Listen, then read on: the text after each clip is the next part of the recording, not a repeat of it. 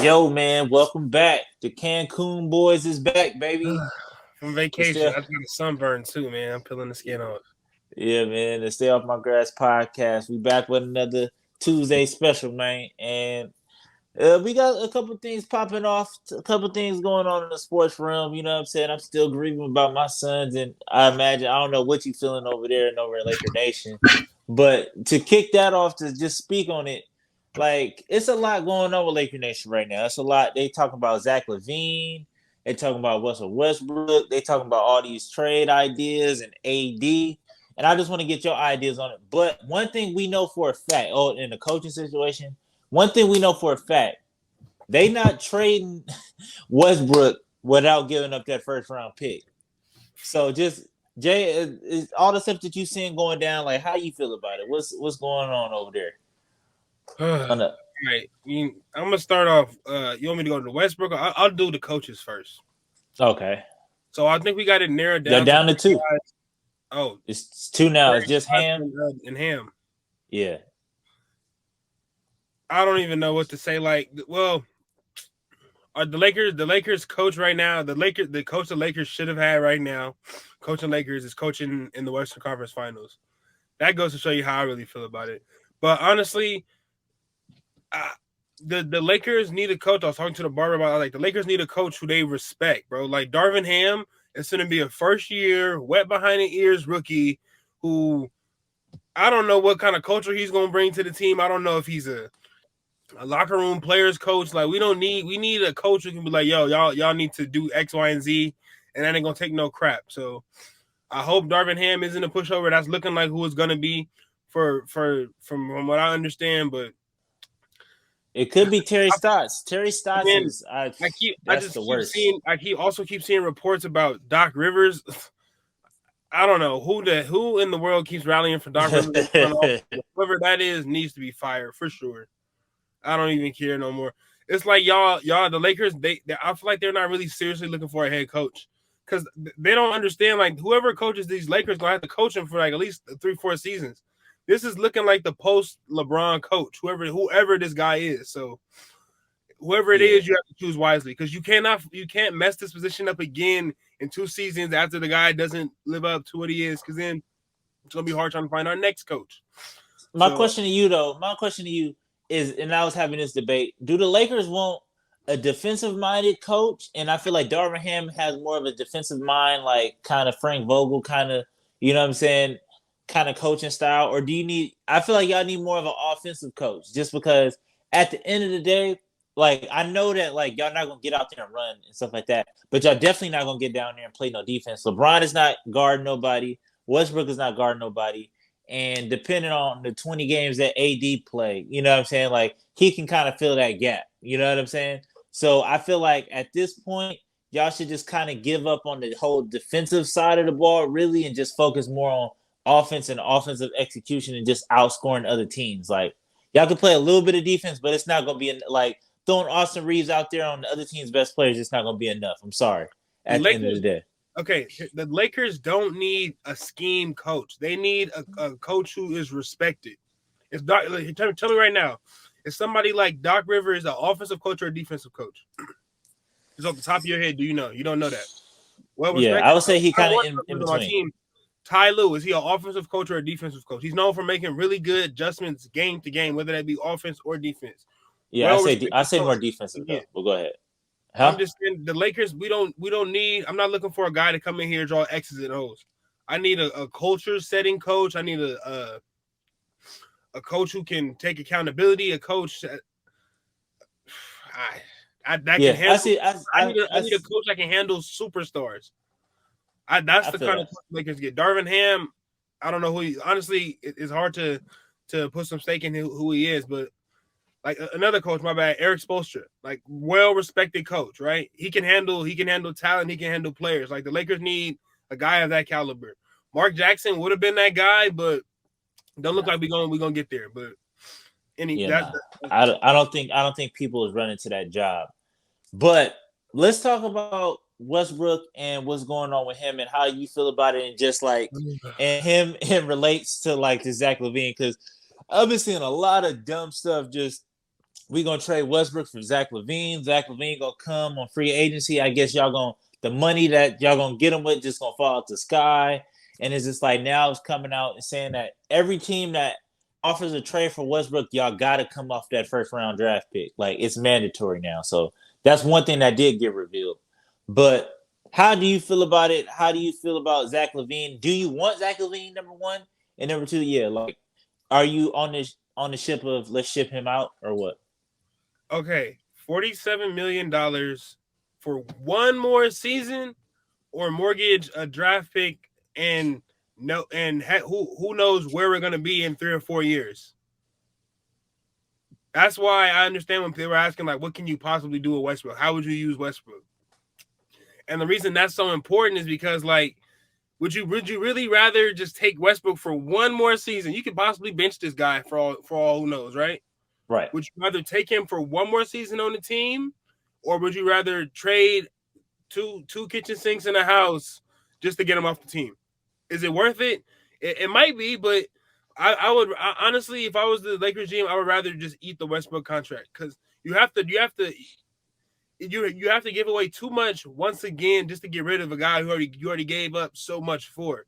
You now, if you just let him finish that $47 million contract off, whether he plays good, whether he plays bad, you no longer have to deal with him after next season. So what is it? What is it? So the expectations of next year are just down here again because y'all know what y'all gonna get, or is it just like is this all contingent on AD? I feel like I feel like next year the goal for AD is that he has to play at least 65 games, at least 60 to 65 games next year, for y'all to be like, okay, like y'all can do something. If not in the play-in, or like you know what I'm saying, at least just a smidge out of the play-in. Because the way that the roster is constructed right now, you have like what 6 players on your team, and then this is what I was saying, like with the stupidity of the Zach LaVine thing. Like, okay, even if they're jumping out the window saying, oh, like Zach LaVine grew up a big fan, no duh, he's from LA, so it's just like he went to UCLA, like no duh, you know what I'm saying? So it's just like okay, cool. So y'all like to jump out the window with that, but even if say if that's the case, right? That he did want to come. With what money? Like with what money? Like Zach LaVine is gonna probably ask for a max, if not a max, something really close to it. And y'all have no money at all. Westbrook's getting 44. I think LeBron is getting somewhere towards 40. And I think that AD is getting uppers like 38. And then you still got, you know what I'm saying, other little pieces here and there that y'all got signed. So it's just like essentially you're saying forget Malik Monk, and I low-key want the Suns to go get Malik Monk because I'm tired of Landry Shamet. I'm tired of campaign and some of these people off the bench. So it's just like, you know what I'm saying? We can, yeah. Now Malik Monk got some value. Okay. Yeah, no, I've been said that. I've been said Right. Malik Monk was gonna go get the bag somewhere else. I didn't think he was gonna get it here. I mean, he was gonna prove a deal. He proved it. You know what I'm saying? He can knock that 3 ball down. It's just I feel like y'all asked too much of him consistently. You know what I'm saying? And I feel like that wasn't like he's an energy guy. Then we need to give him starter minutes in Charlotte. So we gave him. He's an energy guy. He's an energy off the bench. Like that's where he thrive at. You know what I'm saying? Especially when he was coming off the bench with y'all, that's when he had his best games. Just to being honest, you know what I'm saying? But like I said, so how do you feel about this Zach LaVine stuff, and do you think it's a realistic possibility? No, because like I said, we're gonna probably have to eat $47 million on cap space and hope it works again. Because if we don't, we don't have the wherewithal to move without Westbrook. But if we don't move Westbrook, then you're gonna hear the LeBron comments in the back talking about, I want to be like the Rams, like forget draft picks, forget future. Like right now is the moment. But yeah, that's when you say that, that's all contingent on Anthony Davis, like you said, playing 60 to 65 games. So it's if you're Lakers GM, you're definitely in a pickle right now because you don't know what to do, and you still have to build the rest of the roster with the little bit of crumbs you got left over. So yeah, it's looking real. It's different if the Lakers make the playoffs last season because it's like, okay, maybe Westbrook's contract, maybe he will be willing to buy in for some more money. Maybe we can break his contract down, spread it out so we can get more players. But since it didn't work at all last season, it's really like, okay, should we start over? Do we put some stake back into this? It's real. It's just so much ifs. If somebody does good, we're relying on something else. So Yeah, man. And one more thing, Hire man. the right coach, it's so much at stake. I don't know. Like the Rob Pelinka, I'm not even gonna cap right now. His job is real hard.